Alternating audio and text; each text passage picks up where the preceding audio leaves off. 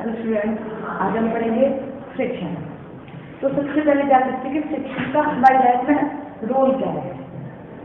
तो फ्रिक्शन की वजह से ही जैसे हम लोग मूव करते हैं सरफेस पे, तो किस वजह से मूव करते हैं? फ्रिक्शन की वजह से। अगर फ्रिक्शन नहीं होगा तो हम लोग मूव नहीं कर पाएंगे। हम पेपर पर लिखते हैं पेन से, किसकी वजह से? फ्रिक्शन की वजह से। अगर फ्रिक्शन नहीं होगा तो हम नहीं लिख पाएंगे। तो ऐसे तो मतलब जो भी हम काम करते हैं, जैसे रोप पे चढ़ना, रस्सी पकड़ के चढ़ना, किसकी वजह से चढ़ पाते हैं? फ्रिक्शन की वजह से। तो इस आएगा हम किसकी वजह से करते हैं? फ्रिक्शन की वजह से। तो हम कह सकते हैं कि फ्रिक्शन ऐसा फोर्स है जो दो सरफेस के कांटेक्ट में आने से जो फोर्स होता है उसे हम क्या बोलते हैं? फ्रिक्शन फोर्स बोलते हैं। और एक ऐसा फोर्स होता है, अपोजिंग फोर्स होता है, जो कि हमारे मोशन को अपोज करता है। जैसे कि सपोज कर लो, हमने एक टॉय कार ली और उसको मूव करवा के छोड़ दिया, तो हम देखते हैं कि कुछ टाइम बाद रुक जाता है। ऐसा क्यों होता है? ऐसा इसलिए होता है क्योंकि जो जैसे हमने टॉय कार चलवाई, टॉय कार में चलवाई, तो क्या होगा? जिस सरफेस के ऊपर टॉय कार मूव कर रही है उस पर फ्रिक्शन लग रहा होगा। तो जो फ्रिक्शन फोर्स होगा वो टॉय कार के मोशन को अपोज करेगा। टॉय कार आगे तरफ मूव करे, फ्रिक्शन फोर्स पीछे तरफ वर्क करेगा, जिससे वो टॉय कार को धीमे धीमे देख लेते हैं फ्रिक्शन की डेफिनेशन। तो friction force, friction is the opposing force set up between friction is the opposing force which is set up between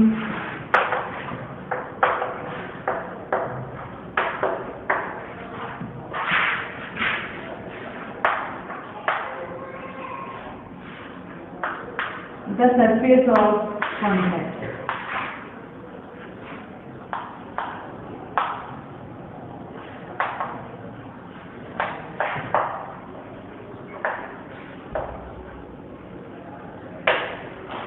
friction जो होता है वो अपोजिंग फोर्स होता है, फिर दो सरफेस से कांटेक्ट में आने से उनके बीच में जो फोर्स होता है वो कौन सा फोर्स होता है? फ्रिक्शन फोर्स होता है।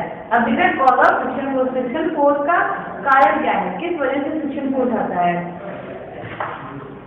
Cause of friction,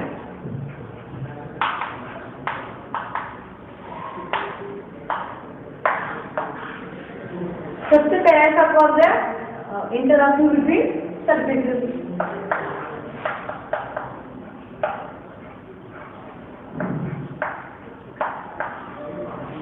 interlocking between surfaces.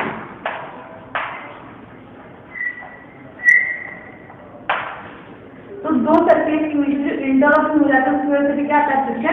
Friction लगता है उसकी वजह से। जैसे कि दो रफ सरफेस है, रफ सरफेस वो मतलब उनके बीच में जो ग्रुप्स होते हैं वो छोटे होते हैं, नॉर्मल दिखाई नहीं देते हैं, उन्हें हम माइक्रोस्कोप से देख सकते हैं।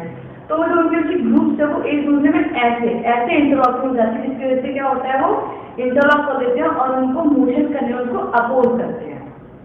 तो सबसे पहला है interlocking of between two surface and second होता है एडाहेशन फोर्स।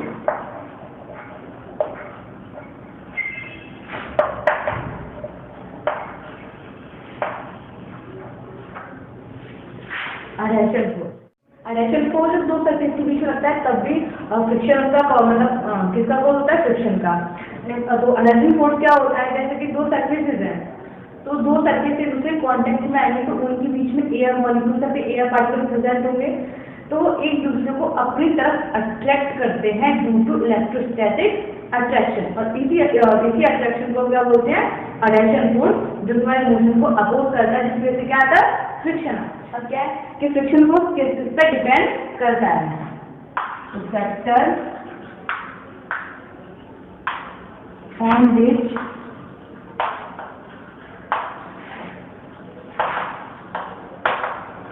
Frictional force depend.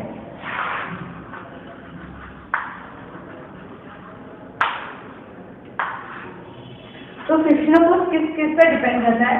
तो सबसे पहले फ्रिक्शन फोर्स डिपेंड करता है बॉडी के वेट पे। जैसे जैसे हम बॉडी का वेट बढ़ाते जाएंगे फ्रिक्शन फोर्स इंक्रीज होता जाएगा।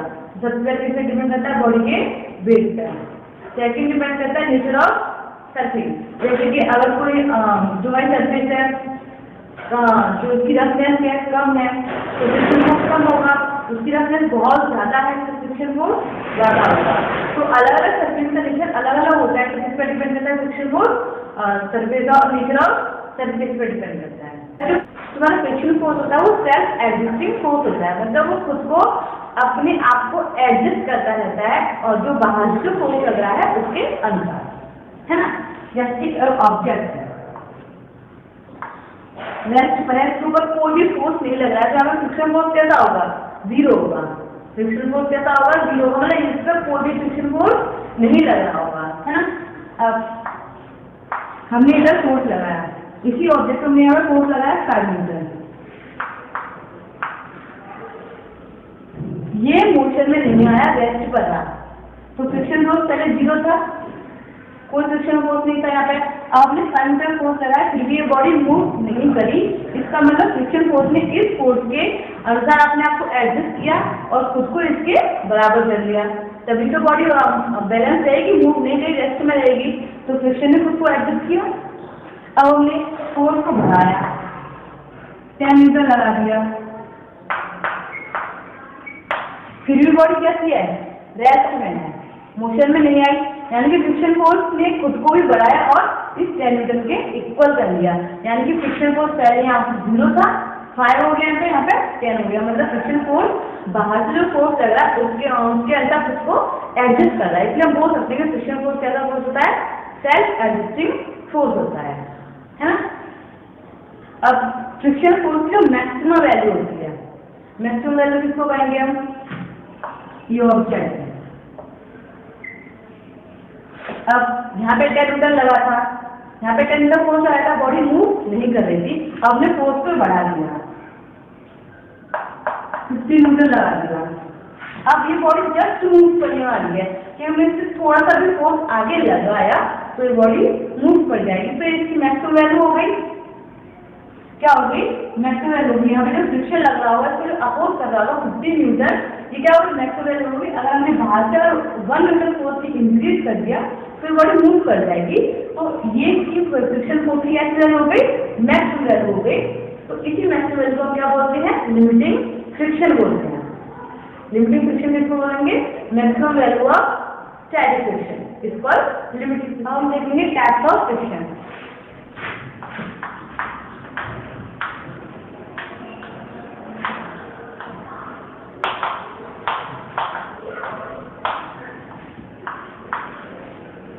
सबसे पहले हमारा स्टैटिक फ्रिक्शन।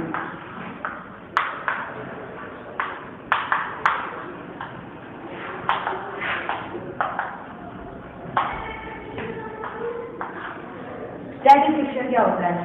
तो स्टैटिक फ्रिक्शन होता है जब बॉडी रेस्ट में होती है, जब बॉडी रेस्ट में हो और हम उसका फोर्स लगा रहे हैं लेकिन वो रेस्ट में है, तब जो फ्रिक्शन उसके ऊपर वर्क पैदा हो वो फ्रिक्शन होता है स्टैटिक फ्रिक्शन।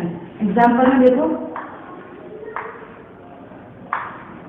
जैसे मैं 50 न्यूटन फोर्स लगाया, ये जो बॉडी है रेस्ट में है, मूव नहीं कर रही है, इसका मतलब यहाँ पर कोई फोर्स होगा जो इसका जो यहाँ पे फोर्स होगा जो इस फोर्स का अपोज कर रहा होगा, उस फोर्स को कौन सा फोर्स बोलते हैं? Friction force. और फ्रिक्शन फोर्स को मिलकर कौन सा फोर्स बोलेंगे? Static friction. ये ऑब्जेक्ट रुका हुआ है, मूव नहीं कर रहा है, तो तब जब ऑब्जेक्ट रुका हुआ होता है, मूव नहीं करता है, तो उस पर कौन सा फ्रिक्शन लगता है? Static friction. तो ये होता है स्टैटिक फ्रिक्शन। जब कोई ऑब्जेक्ट रेस्ट पे है उस पर जो फ्रिक्शन वर्क करता है उसे बोलते हैं स्टैटिक फ्रिक्शन। लेकिन हमारा काइनेटिक फ्रिक्शन।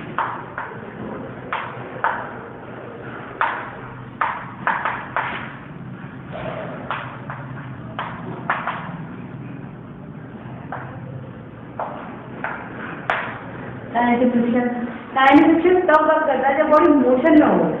मोशन में होने पर जो उसके ऊपर जो फोर्स लग रहा होता है, अपोजिंग फोर्स, उस फोर्स को क्या बोलते हैं? Kinetic friction. ठीक है। और kinetic friction are of 2 types. First हमारा राइडिंग फ्रिक्शन,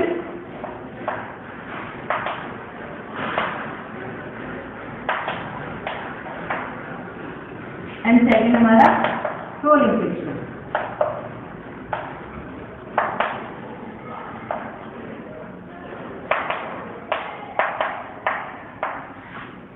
स्लाइडिंग फ्रिक्शन क्या होता है, जब बॉडी स्लाइड कर रही हो, मूव दो तरीके से होता है, रोल करना है फिर स्लाइड करना।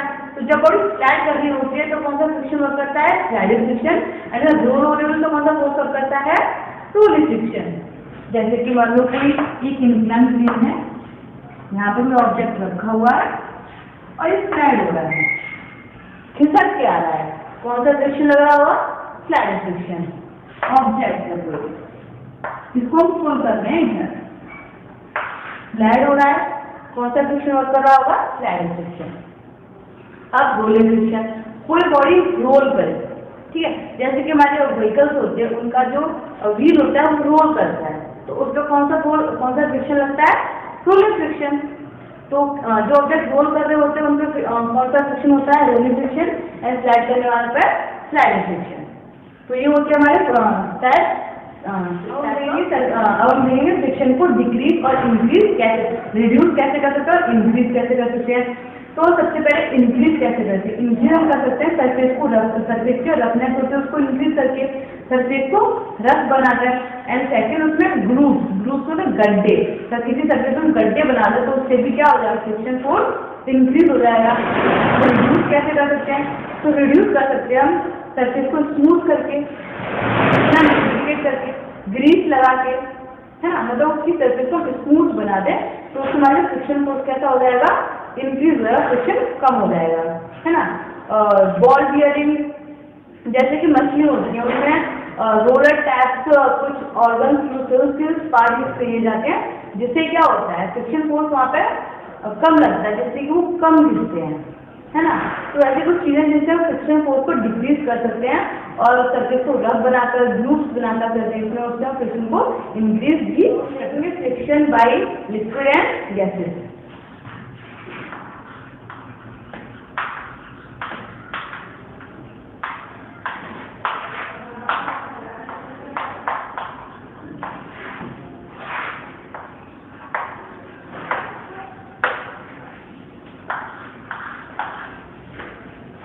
Friction by liquid and gases.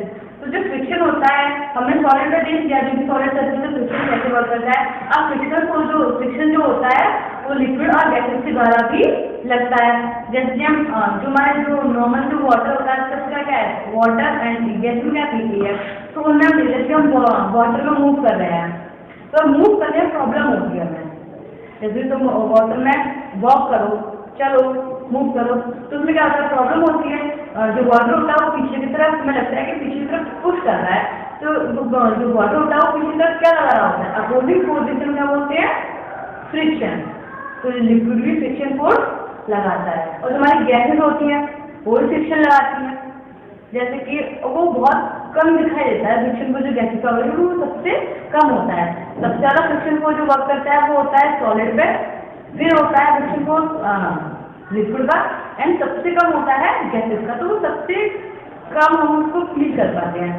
लेकिन अगर फील करना है तो कैसे कर सकते हैं हम, कि हमने एक पेपर शीट ली, ठीक है, पेपर शीट को हमने ऊपर से छोड़ दिया तो उससे नीचे आने में काफी टाइम लगता है, एंड उसी पेपर शीट को हमने क्या किया, कर्लिंग कर दी, उसकी एकदम मोड़ दिया, बॉल बना दी उसकी हमने, उसको फिर छोड़ दो तो वो जल्दी से नीचे आ जाती है।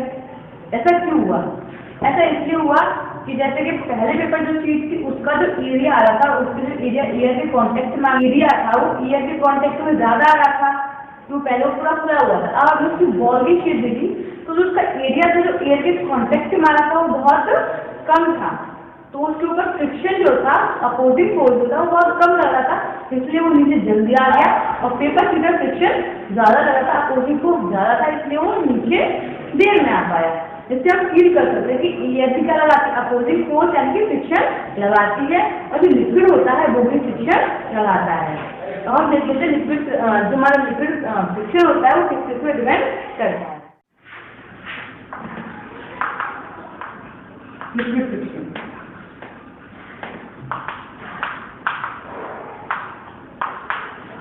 First area of contact,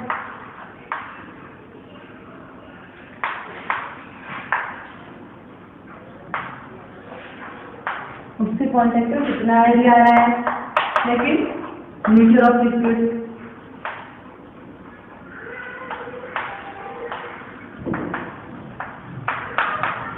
area of contact तो हमने देखा था। नेचर ऑफ लिक्विड, जैसे कि नेचर ऑफ लिक्विड पे क्या डिपेंड करता है, दो लिक्विड है हमारे पास, एक विस्कस फ्लूइड है थोड़ा गाढ़ा सा है और एक नॉर्मल है ना।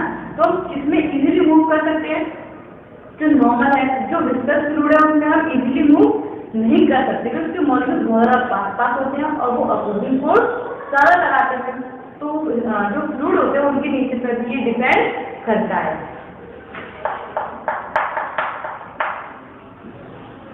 एंड थर्ड हमारा speed of moving object with respect to fluid, मतलब जो हमारा मूविंग ऑब्जेक्ट है वो फ्लूइड की रेस्पेक्ट में कितनी स्पीड से मूव कर रहा है। स्पीड ऑफ मूविंग ऑब्जेक्ट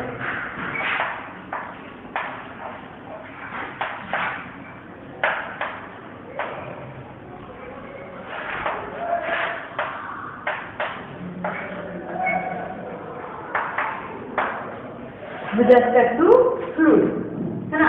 अब जो हमारा लिक्विड फ्रिक्शन है उसको हम रिड्यूस कैसे कर सकते हैं, तो रिड्यूस कर सकते हैं स्ट्रीमलाइन शेप देकर। अब स्ट्रीमलाइन शेप होती है जो कि हमें इजीली मूव करवा सकती है, जैसे शिप होती है, शिप या जो बोट होती है उनकी जो शेप होती है तो स्ट्रीमलाइन शेप होती है जिससे कि वो वाटर में इजीली मूव कर सकते हैं। फिश होती है उनकी भी शेप कैसे होती है, शेप तो नेचुरल होती है ऐसी कि वो वाटर में इजीली मूव कर, स्ट्रीमलाइन जो शेप हम देते हैं वो कैसे क्यों देते हैं कि वो वाटर में इजीली मूव कर सकें। तो इससे लिक्विड का जो फ्रिक्शन होता है वो रिड्यूस हो जाता है और वाटर में easily friction goes due to air.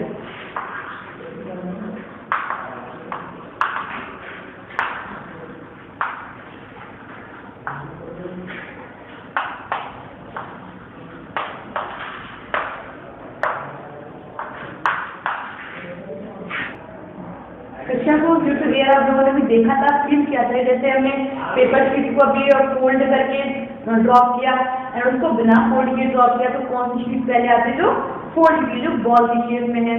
तो क्यों होता है, जैसे हमने भी देखा था क्यों, जो बॉल की शेप में है उसका एरिया जो एयर के कॉन्टेक्ट में आ रहा है वो कम है और जो खुली हुई शीट है उसका एरिया जो एयर के कॉन्टेक्ट में आ रहा है उसका एरिया ज़्यादा है, इसलिए उसका फ्रिक्शन फोर्स ज़्यादा लगता है और उसमें कम लगता है, इसलिए वो जल्दी आती है बॉल शेप में जो है, और जो खुली हुई वो बाद में आ पाती है। एंड एग्जाम्पल क्या है हमारे एयर फ्रिक्शन के, जैसे कि बर्ड होती है, नेचुरल बर्ड जो होती है वो एयर में मूव करती है, इजीली मूव क्यों कर पाती है, उनकी जो शेप है वो कैसी है, स्ट्रीमलाइन शेप है ना। एंड सेकेंड एग्जाम्पल हम लेते हैं मेट्योर जो शूटिंग स्टार्स बोलते हैं, तो वो बहुत उनकी स्पीड होती है, वो आने की बहुत तेज होती है और उनके ऊपर एयर फ्रिक्शन लगता है, एयर का फ्रिक्शन लगता है तो उसकी स्पीड बहुत तेज होती है, तो एयर जब अपना फ्रिक्शन लगाती है तो बहुत हाई का फ्रिक्शन लगता है, जिसकी वजह से क्या होती है वहाँ पे क्या डेवलप हो जाता है, एनर्जी डेवलप हो जाती है वहाँ पर, जिसकी वजह से वहाँ पर उसकी लंबी सी तेज में रोशनी दिखाई देती है। ये भी किस वजह से होता है, एयर फ्रिक्शन की वजह से। तो हम यहाँ पे एयर फ्रिक्शन भी फील कर सकते हैं। तो हमें देखिए friction due to solid, liquid and gases. तो सबसे ज़्यादा फ्रिक्शन किस में लगता है, सॉलिड में, देन लिक्विड का, देन गैसेस में, है ना। तो यहाँ पे फ्रिक्शन हमारा फिनिश होता है।